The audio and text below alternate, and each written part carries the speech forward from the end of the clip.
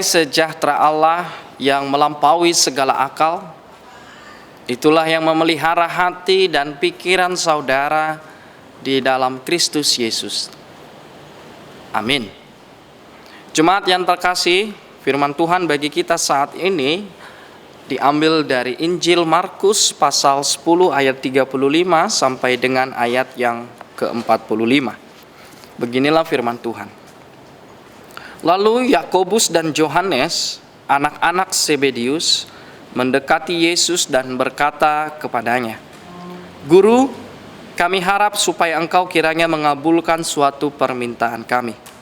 Jawabnya kepada mereka, "Apa yang kamu kehendaki aku perbuat bagimu?" Lalu kata mereka, "Perkenankanlah kami duduk dalam kemuliaan-Mu kelak, yang seorang lagi di sebelah kananmu dan yang seorang di sebelah kirimu." Tetapi kata Yesus kepada mereka, "Kamu tidak tahu apa yang kamu minta. Dapatkah kamu meminum cawan yang harus kuminum dan dibaptis dengan baptisan yang harus kuterima?" Jawab mereka, "Kami dapat." Yesus berkata kepada mereka, "Memang kamu akan meminum cawan yang harus kuminum dan akan dibaptis dengan baptisan yang harus kuterima. Tetapi hal duduk di sebelah kananku atau di sebelah kiriku, aku tidak berhak memberikannya. Itu akan diberikan kepada orang-orang bagi siapa itu telah disediakan." Mendengar itu ke-10 murid yang lain menjadi marah kepada Yakobus dan Yohanes. Tetapi Yesus memanggil mereka lalu berkata, "Kamu tahu bahwa mereka yang disebut pemerintah bangsa-bangsa memerintah rakyatnya dengan tangan besi, dan pembesar-pembesarnya menjalankan kuasanya dengan keras atas mereka. Tidaklah demikian di antara kamu. Barang siapa ingin menjadi besar di antara kamu, hendaklah ia menjadi pelayanmu. Dan barang siapa ingin menjadi yang terkemuka di antara kamu, hendaklah ia menjadi hamba untuk semuanya. Karena Anak Manusia juga datang bukan untuk dilayani, melainkan untuk melayani dan untuk memberikan nyawanya menjadi tebusan bagi banyak orang." Demikian firman Tuhan. Jemaat yang terkasih dalam Tuhan kita Yesus Kristus, ada 3 hal yang sering menjadi tantangan bagi kita umat manusia. Semua kita tahu sering 3 hal itu disebut dengan 3 ta. Apa itu? Harta, tahta, dan wanita. Dan 3 hal itu juga menjadi persoalan, tantangan bagi ke-12 murid Yesus. Mereka tidak lepas dari tantangan itu, terlebih soal tahta, atau yang sering kita bilang juga adalah kuasa. Bagaimana Yohanes dan Yakobus, kedua murid Tuhan, juga meminta kuasa, meminta tahta. Seperti yang kita baca tadi di ayat 37, "Perkenankanlah kami duduk dalam kemuliaan-Mu kelak, yang seorang lagi di sebelah kananmu dan yang seorang di sebelah kirimu." Hal ini tidak terlepas juga bagi ke-12 murid Tuhan Yesus, yang menjadi tantangan bagi mereka karena memang semua manusia menginginkan tahta dan juga kekuasaan. Dan itu yang bisa kita lihat dalam kondisi zaman ini, kondisi saat ini. Tidak peduli bagaimana seseorang mendapatkan tahta, tidak peduli lagi kalau perlu melanggar norma-norma, melanggar moral, melanggar etika, melanggar hati nurani. Yang penting mendapatkan kekuasaan. Dan hal ini juga yang paling laku dalam kondisi kita saat ini, yaitu kekuasaan itu. Bagaimana satu dengan yang lain bersaing, berkompetisi, bahkan dengan cara-cara yang tidak sehat, menghalalkan berbagai cara untuk memperoleh kekuasaan. Firman Tuhan mengingatkan kita terlebih di dalam kehidupan sebagai orang percaya bahwa Allah kita juga adalah Allah yang maha kuasa. Tetapi kita lihat justru kekuasaannya itu Allah pakai untuk melayani.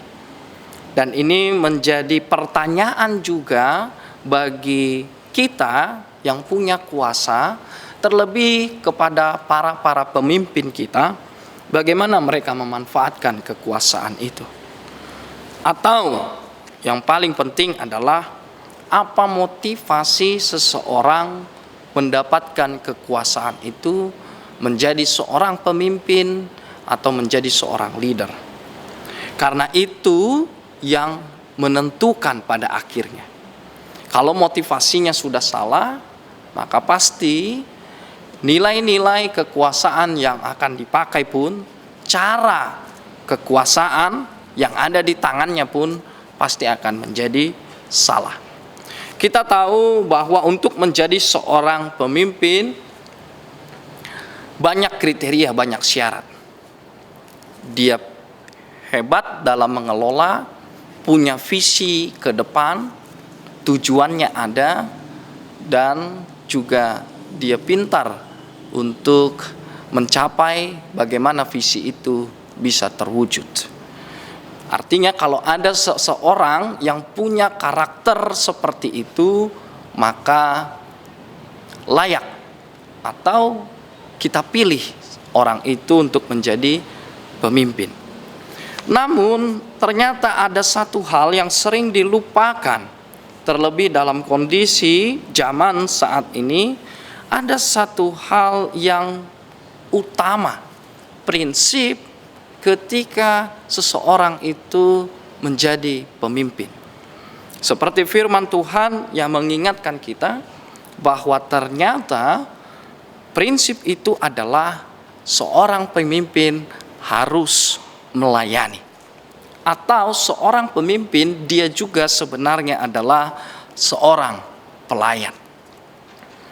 Semua orang tidak bisa menjadi pemimpin karena kriteria-kriteria tadi.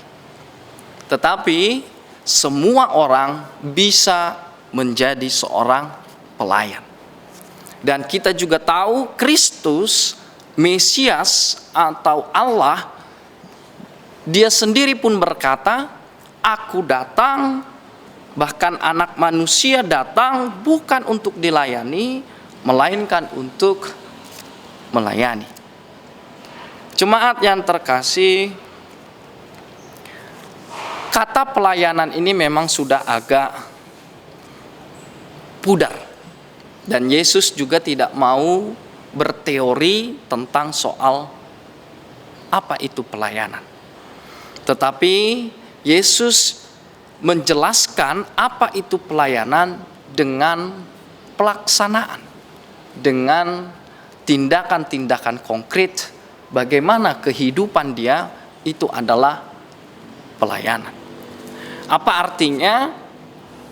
Seseorang ketika dia mau untuk melayani, maka yang pasti dibutuhkan di situ adalah kerendahan hati. Yang dibutuhkan di situ adalah bahkan penyangkalan diri. Karena secara kesan pelayan itu punya kesan yang kurang baik.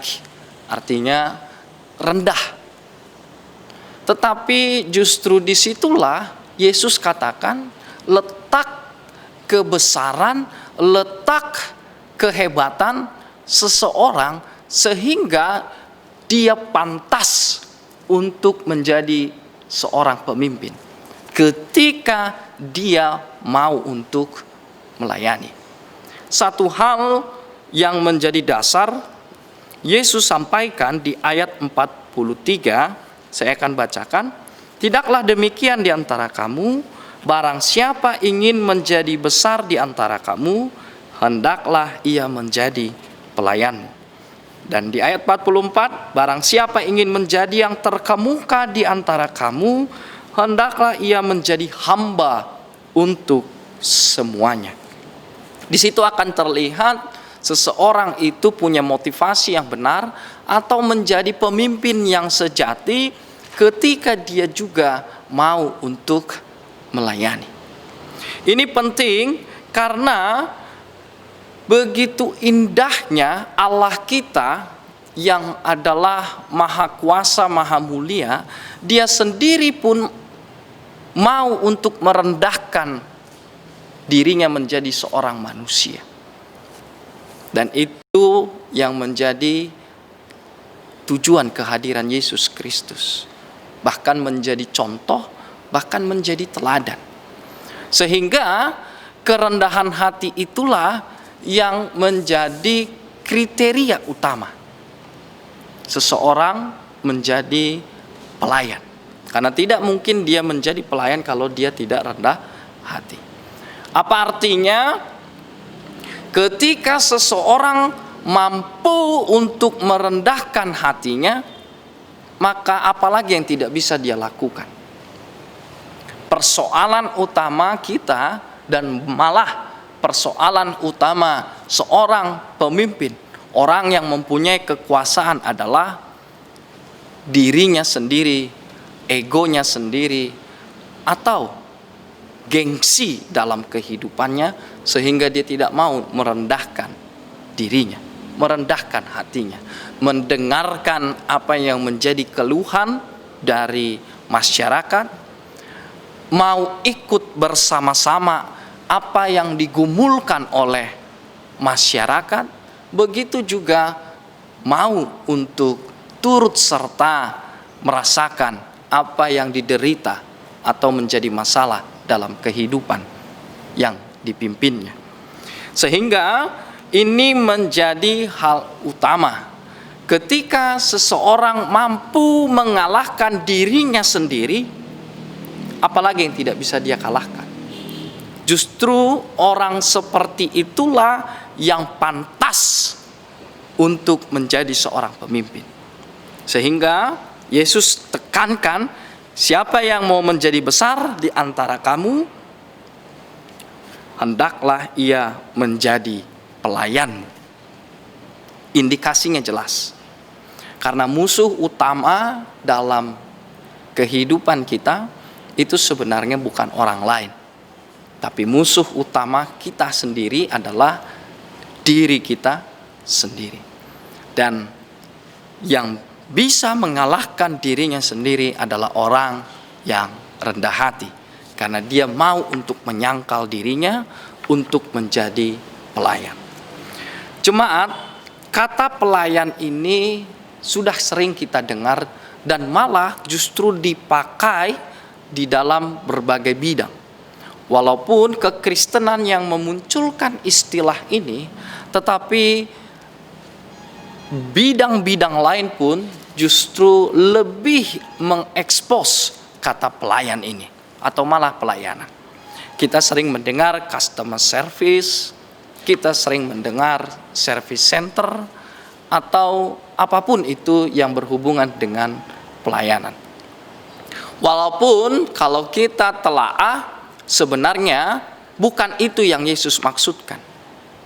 Ibarat kita datang ke mall, kita akan dijamu, kita akan didampingi untuk melihat-lihat barang, bahkan dengan keramahannya, dengan santunnya, mereka selalu meladeni kita. Tetapi kita tahu tujuannya yaitu supaya kita membeli barang itu. Dan kalau kita tidak beli, malah yang terjadi adanya kekesalan atau malah umpatan. Sudah capek, sudah lelah mendampingi, taunya tidak jadi membelinya. Bukan itu yang Yesus maksudkan tentang pelayanan itu sendiri. Namun justru pelayanan itulah yang menjadi pudar di dalam kehidupan kita secara kekristenan. Terlebih lagi di tengah-tengah gerejawi. Kenapa? Karena dari situlah kita akan mampu melihat apa sebenarnya dasar dari kehidupan ke gereja kita. Apa artinya seseorang mempunyai motivasi yang indah ketika dia melakukan segala sesuatu. Pelayanan itu kita tahu tujuannya adalah untuk Allah itu sendiri. Dan itu yang Yesus maksudkan.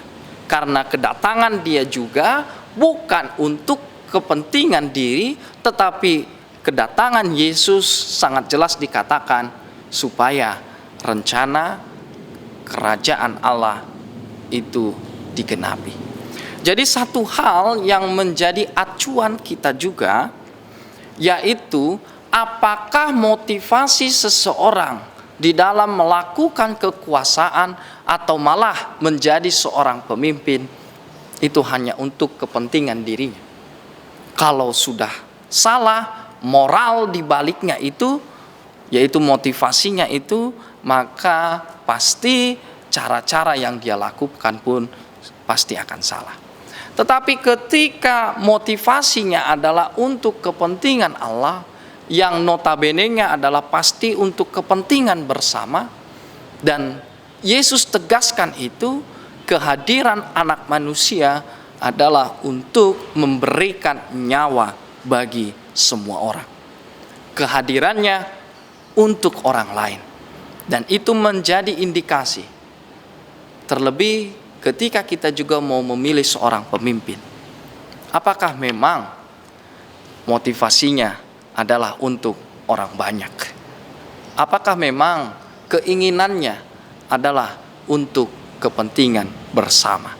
Bagaimana kita bisa melihat itu? Ketika dia juga mau turut serta di dalam persoalan kita. Apa artinya? Hai kamu para pemimpin, turunlah dari lingkungan atau ruangan AC-mu. Coba turunlah, masuklah dalam kehidupan masyarakat dan dengarkan keluh kesah mereka. Begitu juga ini menjadi sindiran bagi para pelayan Tuhan. Hai para pelayan Tuhan, turunlah dari ruang rapatmu, turunlah dari ruangan AC-mu, dengarkan jemaatmu, apa yang menjadi kerinduan dari jemaatmu. Karena Yesus juga dia turun menjadi manusia dan memberikan nyawanya bagi manusia. Tuhan kita ikut merasakan, mendengarkan apa yang menjadi derita secara bersama-sama. Satu hal, biarlah firman Tuhan ini juga memberkati kita untuk mau tetap menjadi pelayan-pelayan Tuhan. Terlebih bagi para pemimpin, mari, pemimpin yang sejati adalah pemimpin yang mau melayani. Melayani sebagai seorang pemimpin dan pemimpin yang melayani. Amin. Kita berdoa. Terima kasih Tuhan, firman-Mu yang telah kami dengarkan, yang menegur kami untuk merendahkan hati kami di hadapan Tuhan. Kami tahu Tuhan, kuasa menjadi tantangan bagi kehidupan umat percaya. Sering kami jauh dari kehendak Tuhan. Untuk mendapatkan berbagai hal, kami menghalalkan berbagai cara. Tuhan ampunkan kami. Terlebih kami sebagai seorang pelayan-Mu, mengingatkan kami, membangunkan kami kembali untuk ikut mendengarkan, merasakan apa yang menjadi kehendak Tuhan di tengah-tengah gereja-Mu. Berkati seluruh umat-Mu. Kau juga memberikan kerendahan hati agar tetap selalu setia untuk mengandalkan Tuhan. Berikan apa yang dibutuhkan, dan firman-Mu menjadi kekuatan. Engkau Allah kami yang mau merendahkan dirinya menjadi sama seperti kami. Ikut mendengarkan kami, merasakan apa yang kami rasakan. Itu yang menjadi kekuatan bagi kami menjalani kehidupan. Tuhan beserta kami. Terpujilah nama-Mu Tuhan, dan ampunkan segala dosa kami. Di dalam Yesus kami berdoa. Amin. kita akan memberikan persembahan untuk pembangunan gereja kita. Kita bernyanyi dari nomor 730.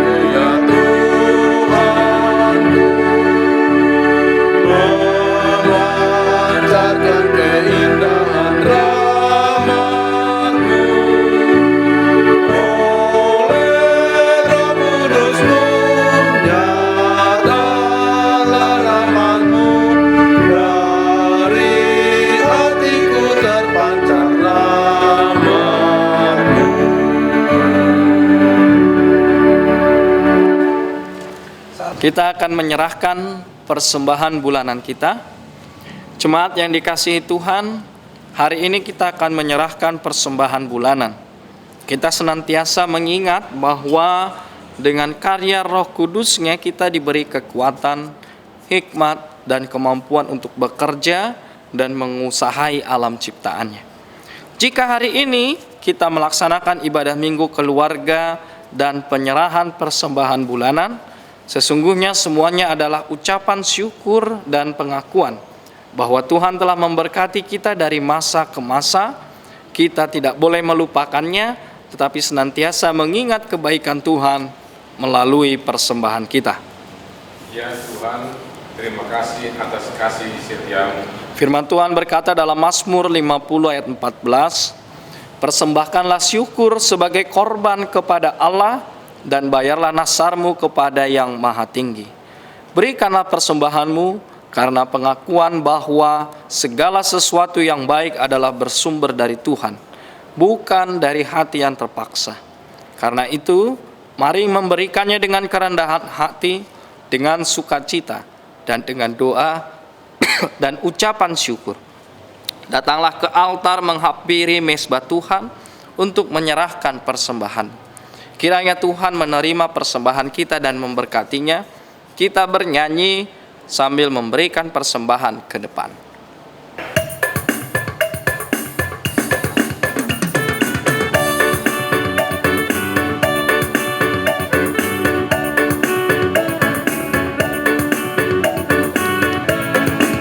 Betapa kita tidak bersyukur, bertanah air kaya dan subur. Lautnya luas, gunungnya megah, menghijau padang, bukit dan lembah. Itu semua berkat karunia Allah yang agung maha kuasa. Itu semua berkat karunia Allah yang agung maha kuasa. Bumi yang hijau, langitnya terang, berpadu dalam warna cemerlang.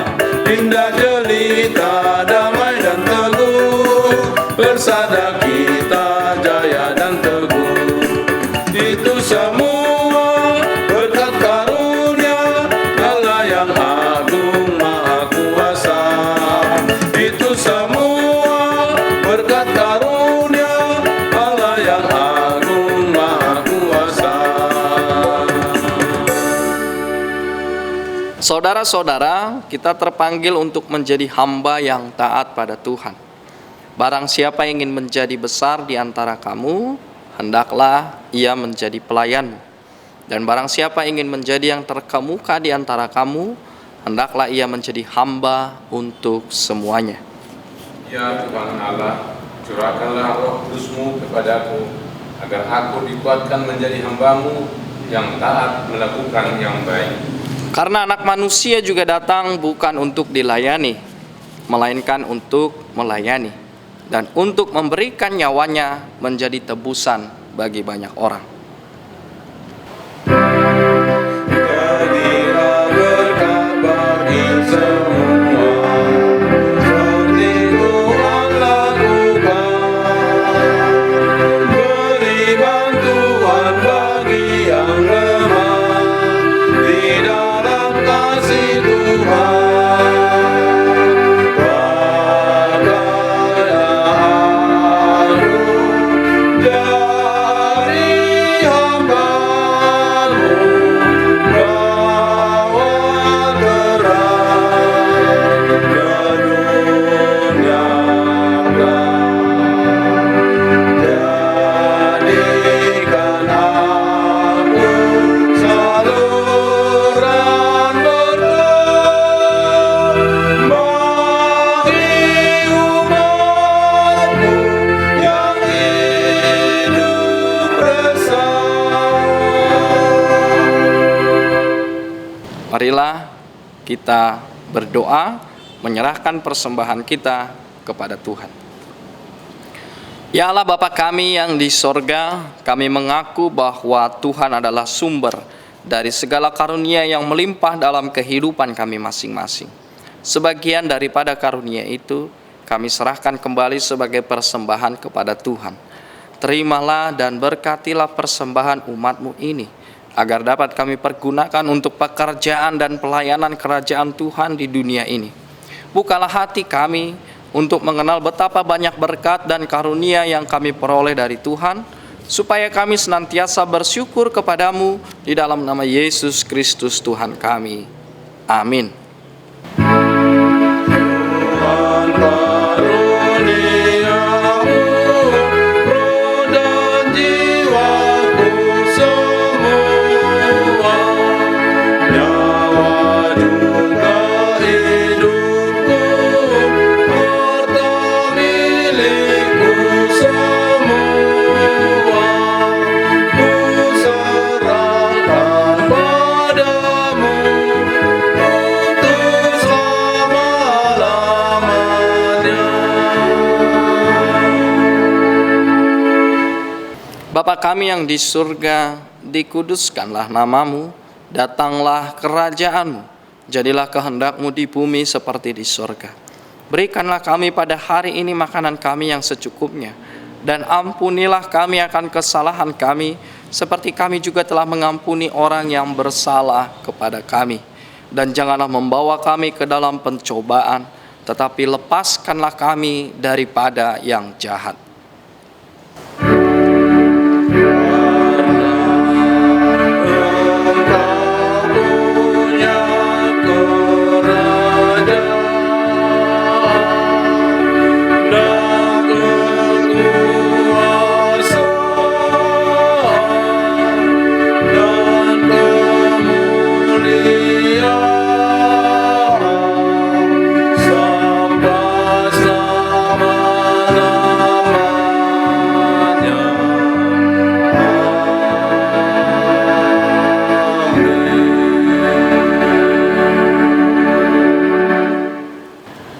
Pulanglah dan terimalah berkat Tuhan. Tuhan memberkati engkau dan melindungi engkau. Tuhan menyinari engkau dengan wajah-Nya dan memberi engkau kasih karunia. Tuhan menghadapkan wajah-Nya kepadamu dan memberi engkau damai sejahtera. Amin.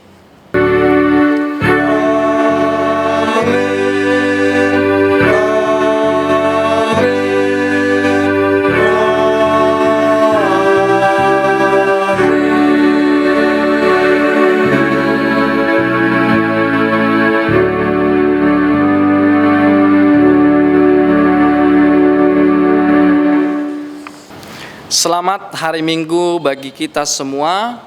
Biarlah ibadah kita secara virtual online tetap berkonsisten, komitmen untuk memuji memuliakan nama Tuhan. Tuhan Yesus memberkati. Shalom.